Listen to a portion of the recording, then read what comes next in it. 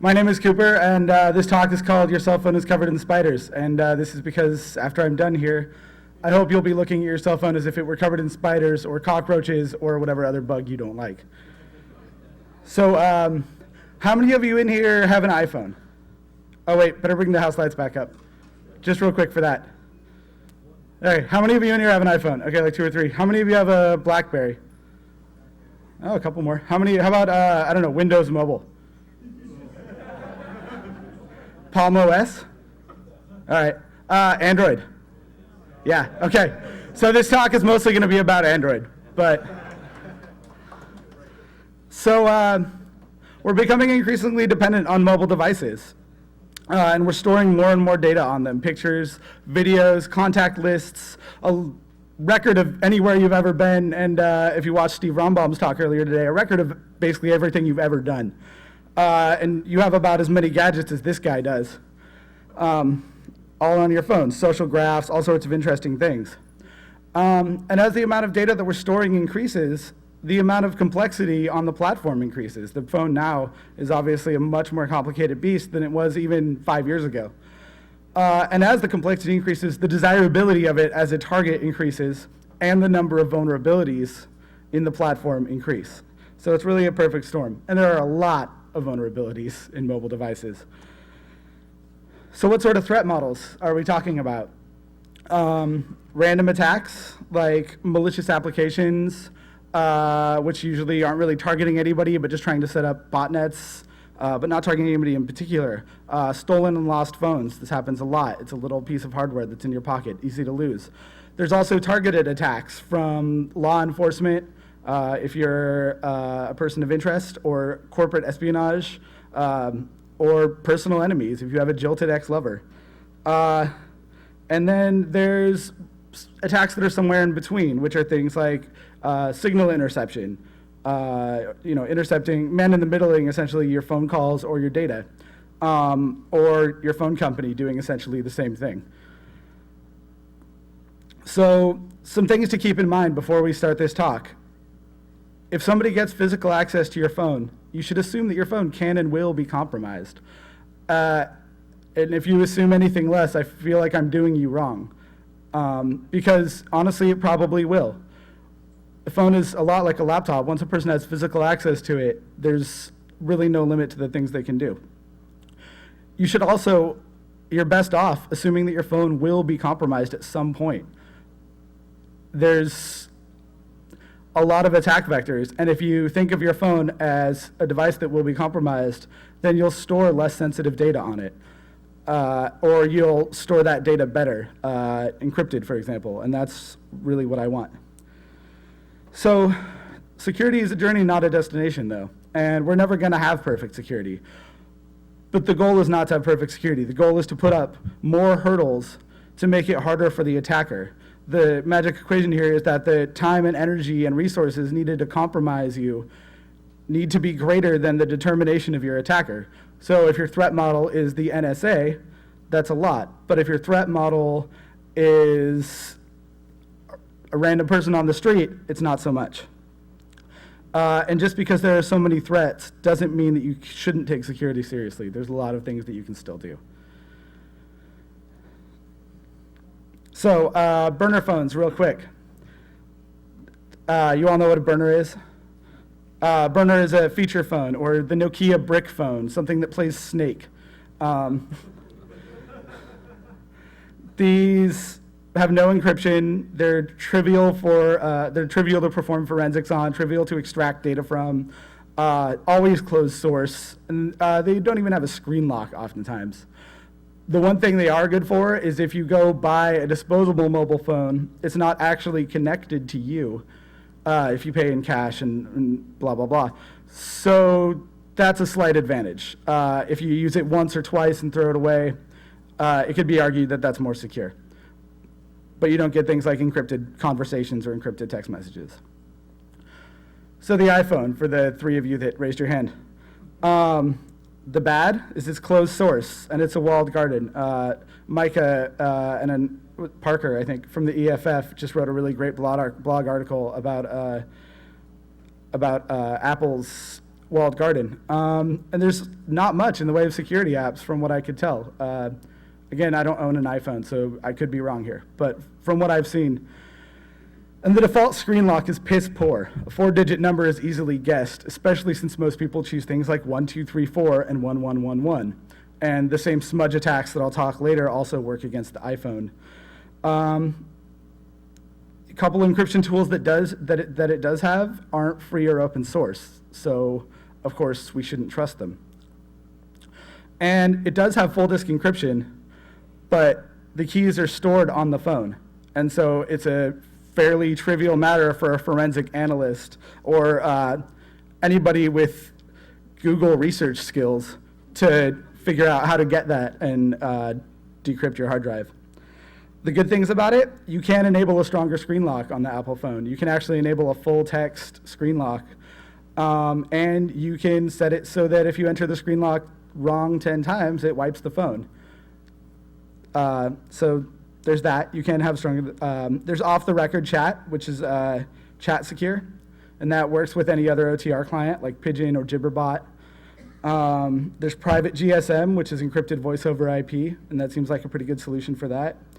And there is an unofficial Tor app. I haven't been able to ask any Tor folks what they think of it, but it's not from the Tor project, so I wouldn't trust it. And there's less malware. There's less malware on iPhone than there is on Android. So if malware is a big concern for you, then maybe that's an advantage.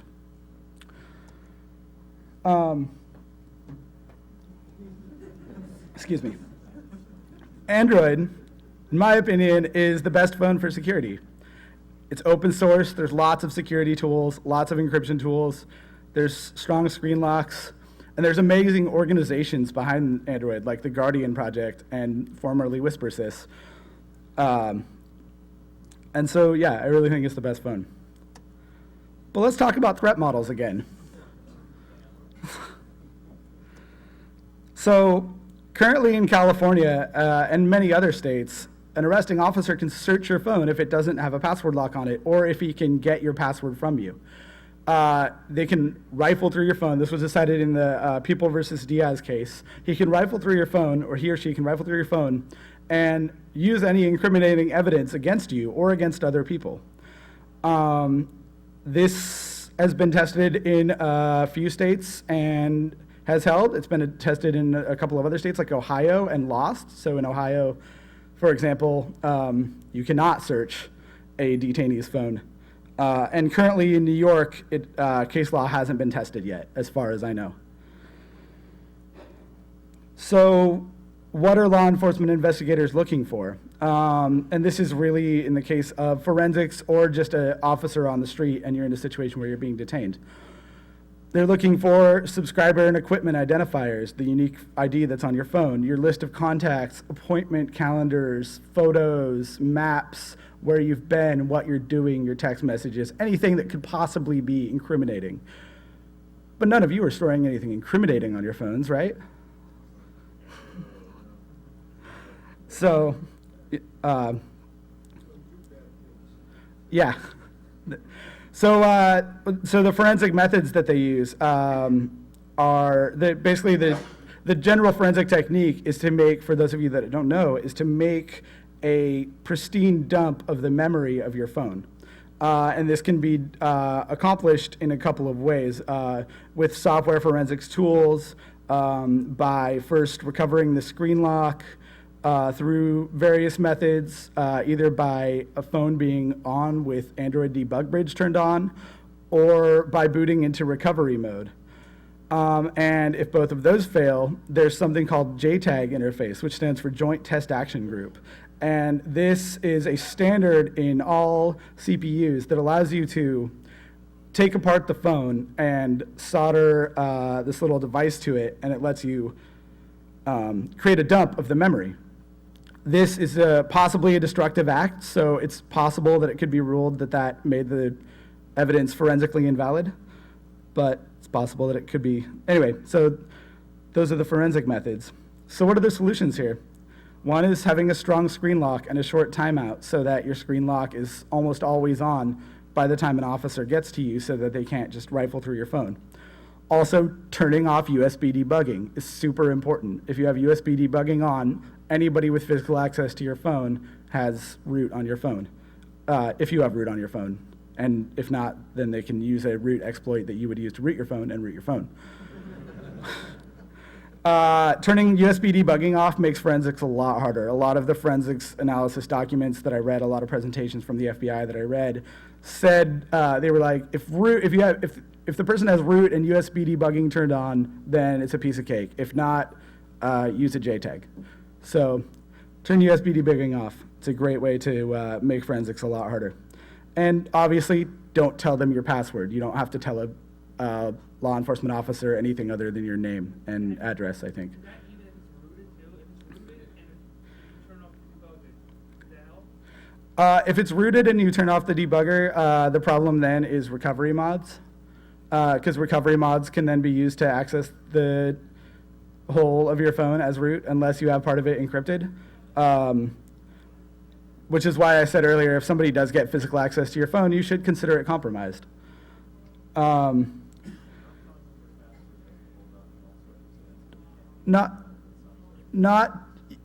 telling an officer your password always holds up. A judge can compel you to tell your password, though. And that's up to the judge and up to you and your lawyer that you need to talk about that. I'm only saying don't talk to the police.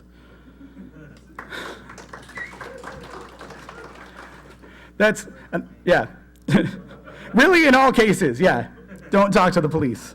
And encryption is a really good, like somebody out there was asking about if they, and if you boot into recovery mode. Well, if you have parts of your phone encrypted, then even booting into recovery mode won't be able to retrieve those parts. So that's a really good thing to do. So signal interception. How many of you were, well, I can't see hands anymore, but by a round of applause, how many of you were at the drone talk today? That was a really awesome talk.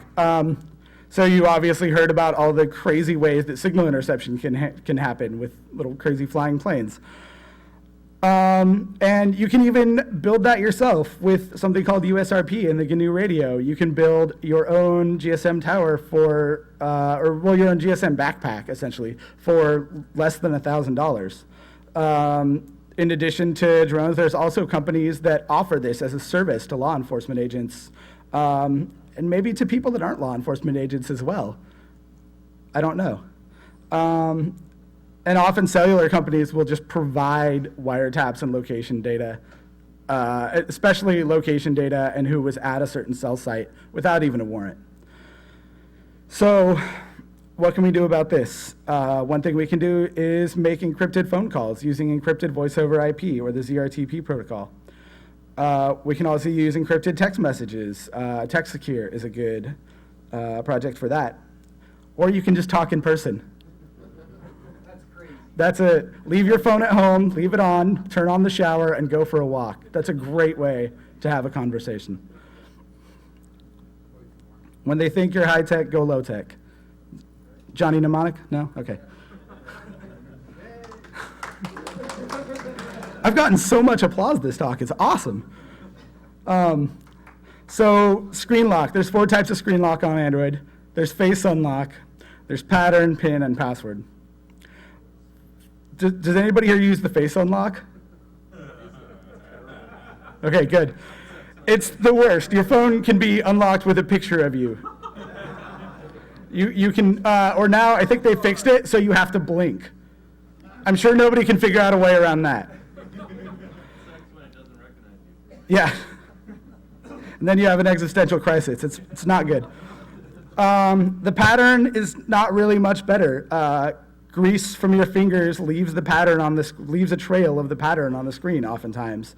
And there's only about 360,000 possible combinations, which would be easy for a machine, obviously, to crack. Also, it's easily guessed, again. A lot of people use right angles down the left side and bottom, or right side and bottom, or there's a few very common ones that are used. And it's stored without a salt in the file system. It's hashed, but it's not salted, so it'd be very easy to create a rainbow table if you wanted to crack it that way for some reason. Numeric PIN is slightly better. The smudge attack can be mitigated by by doubling up on numbers. So you don't have any idea how many times I pressed a certain number. Not having only 4 numbers in your PIN, 10 to the 16 possible combinations with the longest possible PIN. So a bit better.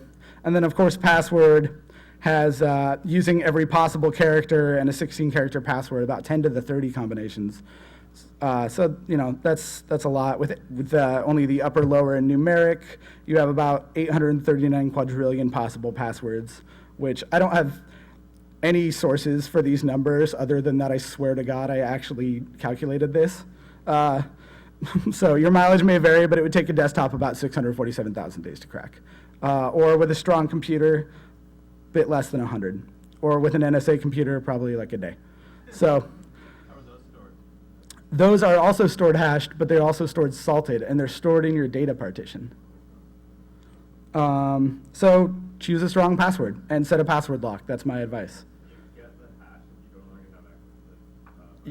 You cannot get the hash if you don't already have access to the file system. So yeah, I'm dubious as to what merit retrieving the hash would be, but there was a big, long forensics article on it, and I found it interesting.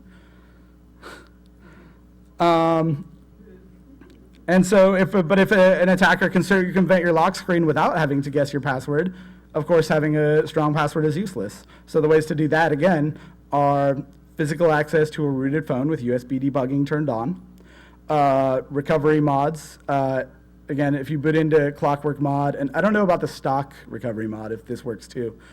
I haven't been able to test that. But if you boot into those, you have access to the phone, or again, a JTAG interface. So the solutions are choose a strong screen lock, turn off USB debugging, and use disk encryption if you possibly can. If you've lost or stolen your phone, this is probably the one that we're all most in danger of here. There's a bunch of phone finding applications and apps that do remote wipe. Poison Pill is a good one. It's recommended by the Guardian Project. There's Prey, which is cross-platform and open source. That's nice. Lookout also does this. Lookout Mobile Security is antivirus and remote wipe. And they seem like a pretty good organization, but again, not open source. And something called Droid Tracker, which I can't remember what it is, so I won't say anything about it. Have a strong screen lock so that the knucklehead who picked up your phone can't guess it and look through your pictures and see your Pokemon porn or whatever. And report it to the provider. Not that they'll necessarily give a shit, but for a long time, AT&T wasn't even, and other companies weren't even blacklisting the IMEI. They weren't even blacklisting the serial numbers of stolen phones, so you could just go reactivate it somewhere else, because it was in their financial interest to have new customers and make them sign new contracts. So malware, there have been a couple of talks about malware this con, so I won't go too deeply into this. But has anybody here heard of Carrier IQ? Yeah, okay. So they made, for those that haven't, they made spyware that was on practically every Android phone. And who put it there? The phone companies. Every phone company, basically it wasn't even spyware, it was spyware, but it was a rootkit. And what it did was send every keystroke back to Carrier IQ. It sent every website you visited back to Carrier IQ. And I think it said some other stuff too. So it was a rootkit that the phone companies told Carrier IQ to put on there, because Carrier IQ's business model was, we'll give you deep analytics on how people are using your phones. And so a researcher discovered it, and they were very pissed about that. He published the packages and all the documentation he had on, I think he published it on Ars Technica, and Carrier IQ was pissed. They sent him DMCA letters, they sent him takedown notices, they were calling him and threatening him. And then, of course, everybody heard about it, and it got a lot of media attention, and Carrier IQ said, oops, never mind, that's okay. We're just a friendly company, and you can leave that up. We don't mind, because we have nothing to hide anymore. So there's a bunch of Carrier IQ detectors out there, and I had the name of one of them, and I don't have it anymore. So, and there's all sorts of other bloatware and spyware, and just really the usual suspects that we see in malware. Anything spyware, Trojans, phishing attacks, bank fraud. Basically, everything you really expect to see in malware on your computer also exists on the phone now. And of course, the Facebook app is just a giant spyware app. Highly recommend you don't install that. So how can we prevent malware? The first thing is don't download random shit. Don't, other than F-Droid, don't use third-party app stores. And, if your friend sends you a text message with an APK attached, maybe don't install it. And, don't install things off of download sites. Just be careful what you install. And, of course, you can also use antivirus like Lookout or something else. There's no open source antivirus, unfortunately. So I guess I'll have to recommend Lookout because a respected colleague does work there, and he says that they're all right. So you can take it on my word that this guy's cool. And you can also use permission selection apps. Permissions denied is a good one that basically lets you, okay, cool. Lets you select what permissions the app has. And of course, this can cause all sorts of weird things to happen to an app if it doesn't have the permissions it expects, and the app developers haven't written in exceptions for that. But then maybe that this, maybe Need for Speed 2 doesn't need a list of all your contacts. I don't know. And of course, installing Cyanogen mod, rooting your phone, or installing any other mod, or installing just vanilla Android is a good way to remove bloatware and carrier installed spyware and things like that. But even an app with no permissions can do a lot. There was a study by some Android security researcher, whose name again escapes me, where he created an app with 0 permissions just to see what he could get. And from an app with 0 permissions, you can read all the files on the SD card. You can get a list of all the packages that are installed on the phone.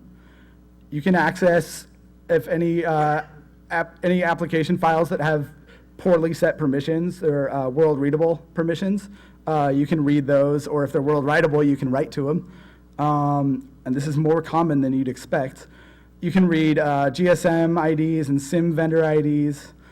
You can read the Android ID, which is an ID that's unique to your phone, so you could uniquely identify a person, possibly that way.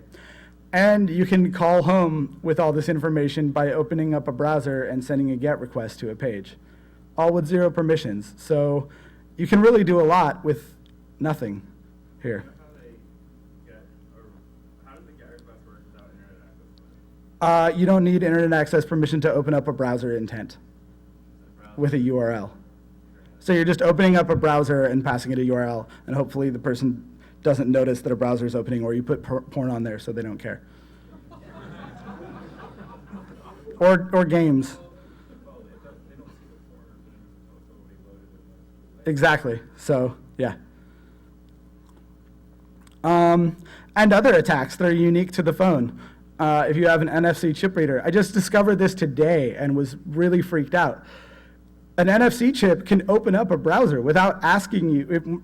So I was reading, one of the hack labs up here had an NFC chip with the troll face guy on it that said, "Scan me for lulz." And of course I was like, okay, that sounds like a great idea. So I scanned it, and it immediately opened up a browser window and started loading up a page, at which point I immediately pulled my battery. And so the lesson here is be careful what you scan. Apparently NFC can open up browser without even asking your permission. I did not know that. Another possible attack is, well, the NFC can trigger an intent, which opens up the browser. I mean, it's not, anyway. And QR code phishing. What if somebody were to put fake QR codes on all the Bank of America subway ads that led you to a Bank of America phishing site? Or what if you were the Yes Men and you put QR ads on all the Chevron billboards that led you to a Chevron troll site. So there's some cool things that could be done there actually, and I'd really like to see somebody research this. So I've been talking a lot about encryption, and I'm going to talk a little bit more about it. So Android has some full disk encryption built in since Android 3, Honeycomb. And does any, no, well, it's Android 3 on tablets and Android 4 on the phone. It's an ice cream sandwich as well. Is anybody here on like the Google Android team? Because I got a fucking bone to pick with you. They really screwed up full disk encryption. So I'm glad it's there. And I shouldn't say full disk encryption because it's not full disk encryption. It encrypts the data partition, and sometimes it encrypts the SD card partition. Well, only sometimes it encrypts the data partition. On a lot of phones, it actually just doesn't even work. But on the phones, it does work. On my phone, it encrypted the SD card. On other people's phone, it has not. So your mileage may vary as to whether it encrypts your phone at all. It uses DMCrypt. That's a good thing. That's the tried and true method of encrypting.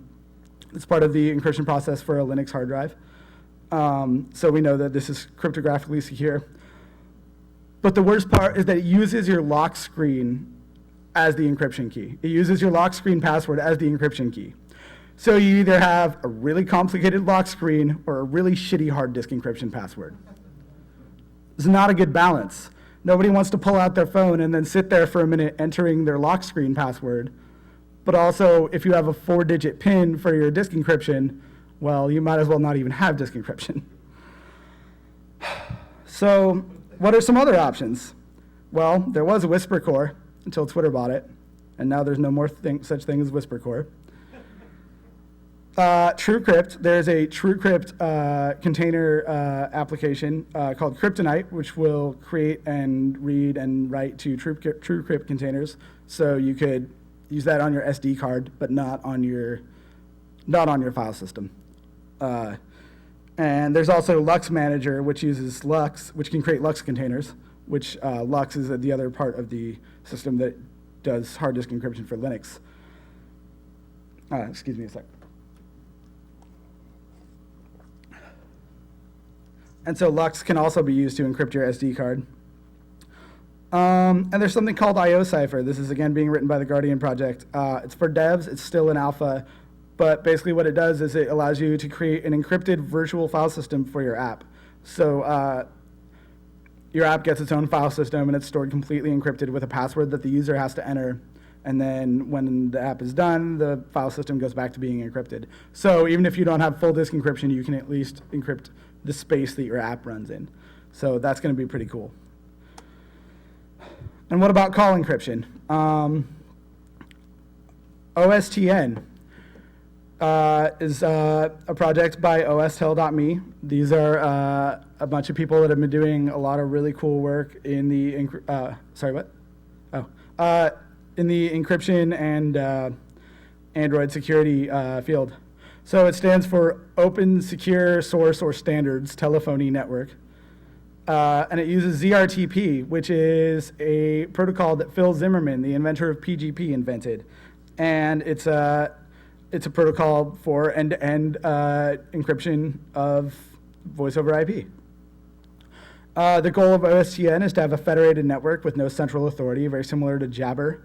And you get a real phone number, which is something like 312@ostel.me.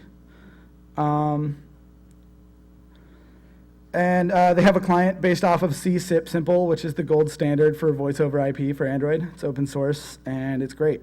But it works with their own client, which is called OSTel. And it works with a client called Private GSM, which runs on Android, iPhone, and even BlackBerry. So you can have encrypted conversations with all your friends, which is great. So definitely check out ostel.me, and if you want my VoIP phone number for an encrypted phone call later, I'll give that to you. I don't know why you would want to call me, but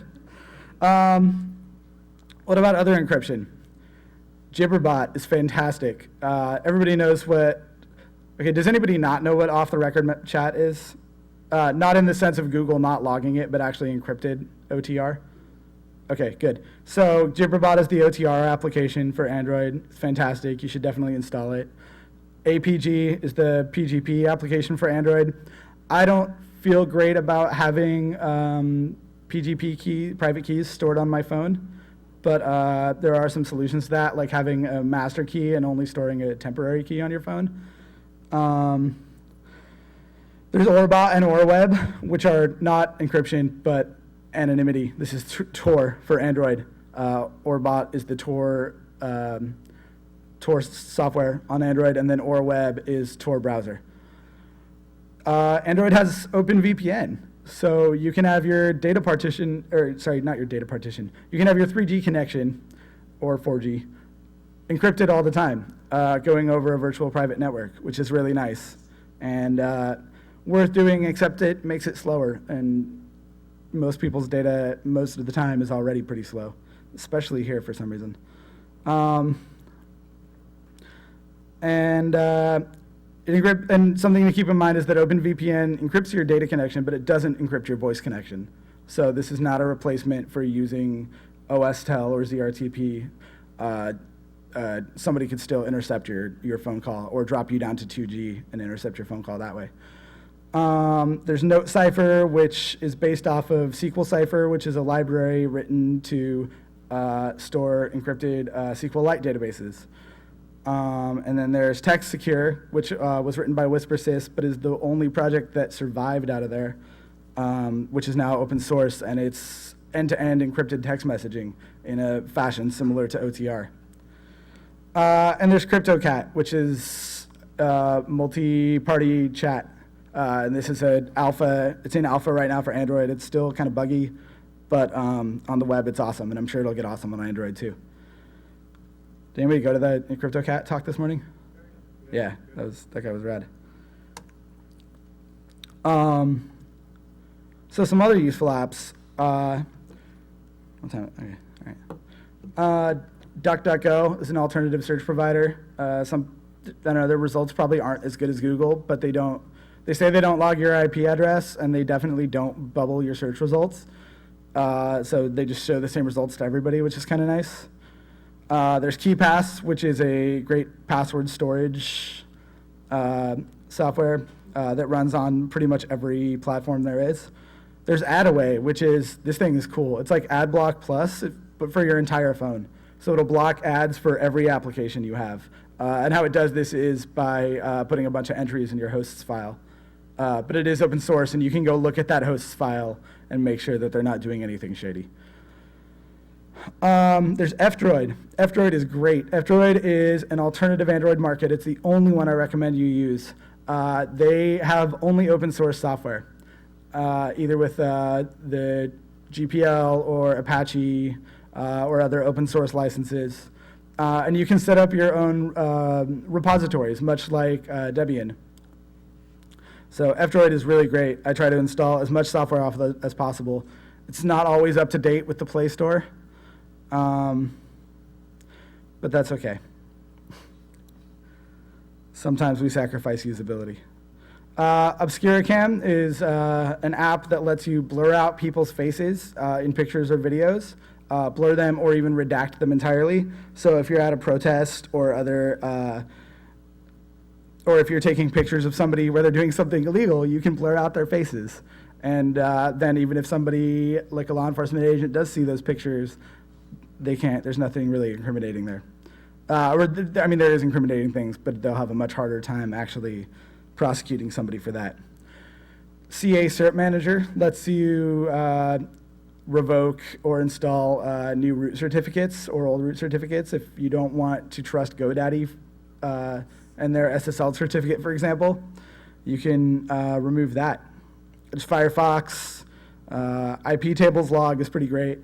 It makes a log of all the traffic going in and out of your system. So if you do have malware on there, this is a good way to find out about it. There's Shark, which is Wireshark, or a packet logging application. Again, another way to inspect all the packets, network packets that are going in and out of your phone. And alogcat, which lets you read Android's logs. So these are all ways you can do. These are all ways you can pen test your own phone. And I recommend auditing your own phone. when you go home, or when you go back to your hotel room tonight, see if you can break into your phone without knowing your screen lock password. Plug it in. Do you have ADB turned on? Or there was a talk on Friday. There's an Android penetration framework, or Android penetration testing framework now. So take that home and run that on your phone and see what happens. I highly recommend auditing your own phone. It's really fun, and it's a good way to find out about vulnerabilities. And then switch phones with a friend and audit their phone and have them audit your phone. So in conclusion, again, turn off USB debugging. Do it. Leave it off. Once you turn it back on for some reason, turn it back off again. Keep your phone on you at all times. Don't leave it places. This is really easy, and it's, just keep it in your pocket. Don't get drunk and leave it at the bar. I speak from experience. Trust what you install. Don't run random packages. You don't know what they contain.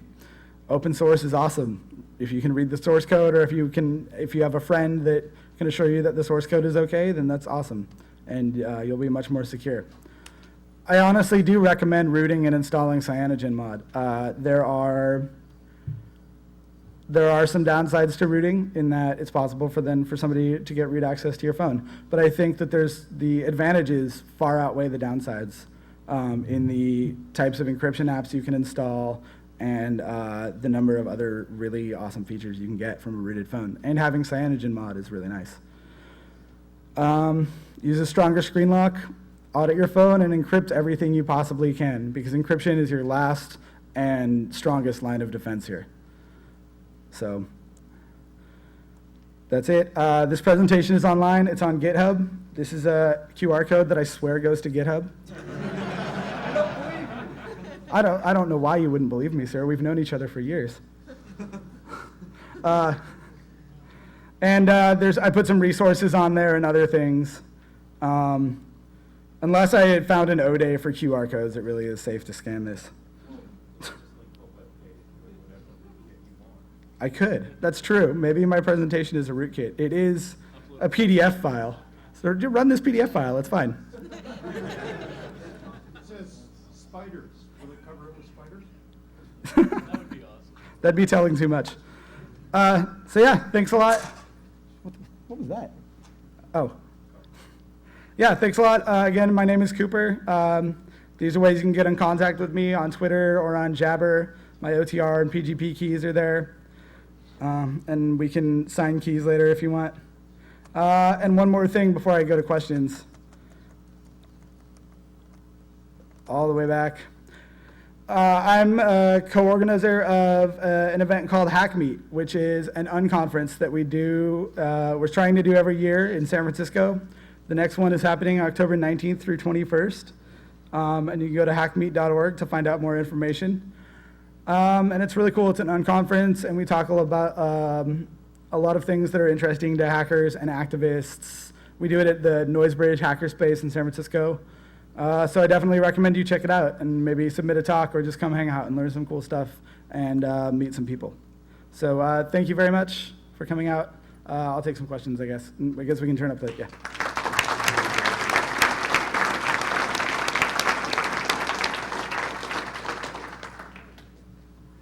So I just wanted to note, it's my understanding that with the erase your data if you fail to log in 10 times feature or whatever on an iPhone, is that if you go through like a connector in the APIs to attempt to log in, it will not trigger the erasure if you do 10 wrong passwords.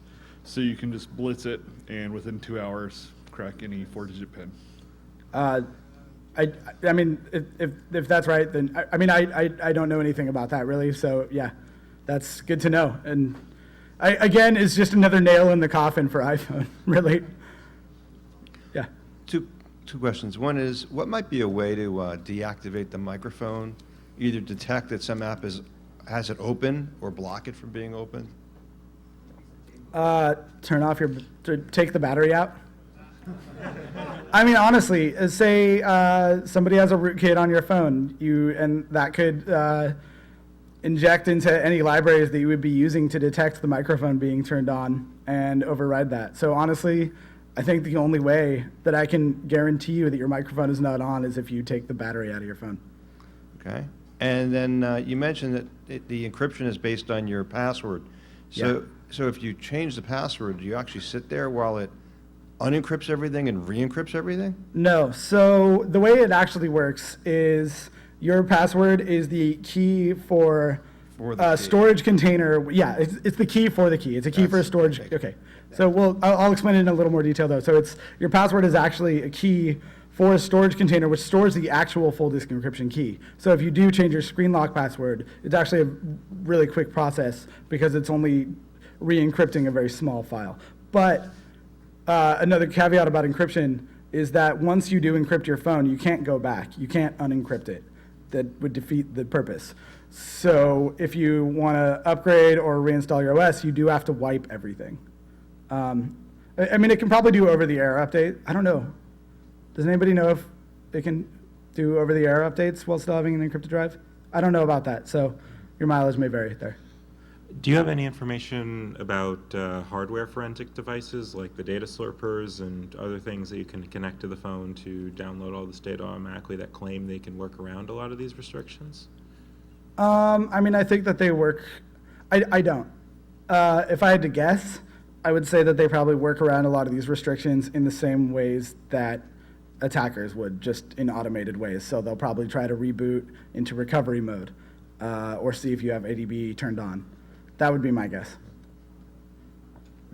But there's a little bit of Googling will get you a long way. I found a ton of PDFs of presentations from law enforcement conferences about how they're trying to do forensics on smartphones and what are the best ways to do that. And they actually seem really like they have not figured out really a general set of best practices for how to do forensics on these because there's so many ways that the data can be altered after they get it even. Kind of similar question. You mentioned, audit your own phone. I've been thinking about that for a little while, going, what is in fact on here? Is there any can you go somewhere and check the hash values for certain resources? I mean, we've done this in other operating systems, but I mean, there's so many of these dang phones around. They're not being updated. Yeah. The operating systems are now getting so old and so many different versions. So it's like, is there a repository for these things? Do we know, is there a collection of, known bad malware that's been reversed out there yet? Like, is there, where does one go to start, just checking your own stuff? Good question. I mean, as far as collections of malware that are out there, there's a couple of forensics blogs that list a lot of the malware, and I think that places like McAfee and Lookout definitely have these sorts of databases of all the Android malware because they're in a very good position to get that sort of thing. Whether they'll release that to you is pretty unlikely. But as far as a central repository of those, I don't think there's nothing like that I've seen. But it'd be great if there was one. And then, you had a second part to that question, but I think I forgot what it was. Well, you kind of got the second part. It's just like, are there any tools for Yeah. verifying Oh, this? right. So I think just here this weekend we've seen the first tool for that, which is the Android penetration testing software. And that seems like a good way to go about auditing your phone in a more automated fashion right now. And that's supposed to come out in Black Hat, so Yeah, and she'll be releasing that in Black Hat, and I don't remember what the name of it is, but it's there. Cool, yeah. thanks. She hasn't gotten a cool name for it yet. Oh, okay. That's why I couldn't remember it. The name is the hardest part in computer science. Sorry, Micah. That's all right. The naming and cache invalidation are the two hardest problems in computer science. And off by one errors. Yeah. Those are the worst. That's the other part of that joke. I remember now. So if I root my phone and install Cyanogen, I think I have to install like Clockwork Mod or some recovery Yes. mod, right? Correct. So I can turn off USB debugging, but anyone can boot into recovery mod and turn USB debugging on. So do you have any good way of keeping it off permanently? Can I remove the debugging mod or? I don't. And this has been like actually a cause of major stress for the past week because I realized that if you, okay, 10 minutes, thank you. Or was that a rating? No. Okay, I'm stealing Jason Scott's jokes now. Okay. Yeah. I'm just archiving them. It's okay. So recovery mod. No, and so for about a week, I've been looking into this and trying to find a solution to this problem of being able to boot into recovery mod, because it's a huge gaping hole. You just got to press the right buttons and you're in. Yeah, exactly. And I mean, it takes 2 minutes of Googling. I mean, and really the solution is to encrypt as much of your phone as possible, which is why even... You could build a recovery mod that has USB debugging feature removed and install that. Yeah, you could do that, or a recovery mod that was password protected. Yeah. That'd be a really great project, and if somebody wants to write that, I would be happy to cheer you on. But don't you need USB debugging actually do everything, root and recovery mode and even like install a custom ROM? Yeah, it's well, you could remove it just in the, ideally you could remove it just in the bootloader.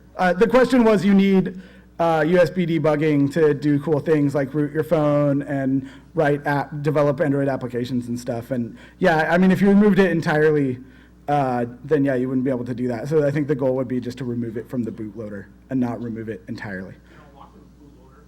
What's that? Like if they don't lock the bootloader on you. Yeah. Well, yeah, I don't know. I really don't, yeah. I mean, encryption is really the only solution I have to the problem of being able to boot into recovery mode. Can you change your ROM and then unroot? Wait. No. You need root for custom ROM. Can you? Oh, wait, no, wait. After the phone is rooted, yes. Yes, you can remove root and go back to stock firmware. Yeah. Well, I don't know. I think the stock recovery mod still allows you USB debugging, does it not? Yeah, you need it to do Android development. Yeah, so it's, I mean, putting the stock recovery mod on there doesn't help the situation at all. The whole point is that recovery mode is a huge gaping fucking security hole in physical access, and somebody really needs to fix that. And that's unfortunately not going to be me.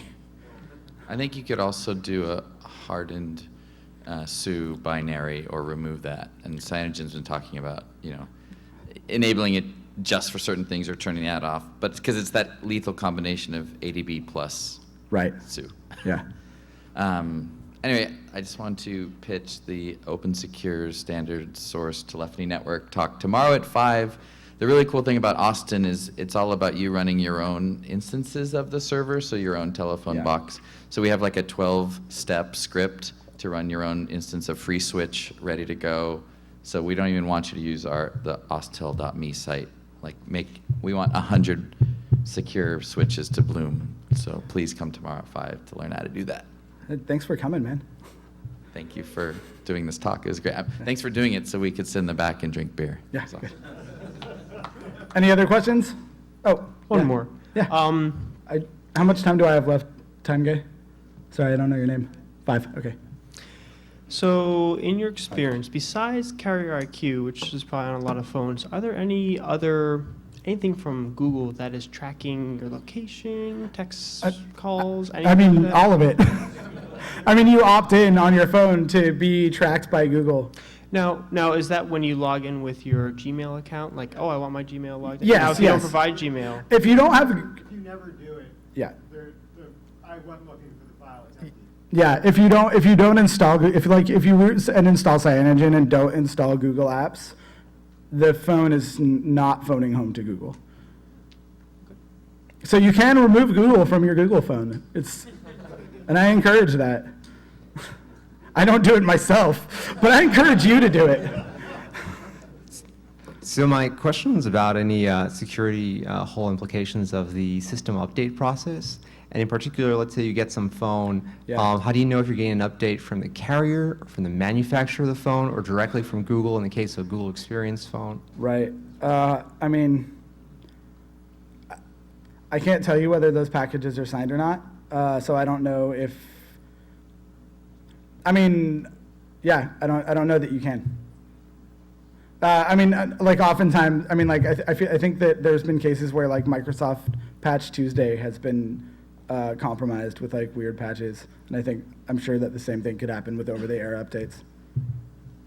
I mean, if you had a 3G tower, I bet you could do it pretty easily. Yeah, or a 3G backpack. If you had, actually done at DEF CON either last year or a couple years ago. Yeah. Somebody had Yeah. intercepted a large number of 3G Yeah. connections and actually sent out system updates Totally. to your phone. So And there's, that did happen. yeah, it's definitely, there've definitely been malware OTA updates. But as far as detecting whether those are malware before you install them, I don't know, wait till you get home from the HackerCon to do it. Yeah, I don't know.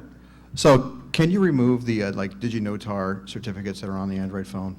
Because I The, found like on mine, I can't like get rid of them, so I'm trying to figure out how to do that. sorry, what kind of certificates? So the DigiNotar, they got compromised a few years ago. They were using like serial. Oh, this is a SSL certificate. Yeah. Pardon me. Yes, you can with CA Cert Manager. This allows you to did you try doing it with CA Cert Manager? Yeah. I mean, I think you have to have root to run CA Cert Manager, but yeah, this lets you install and remove certificates at your will. So, any other questions? Thank you all for coming out. Go to Hackmeet.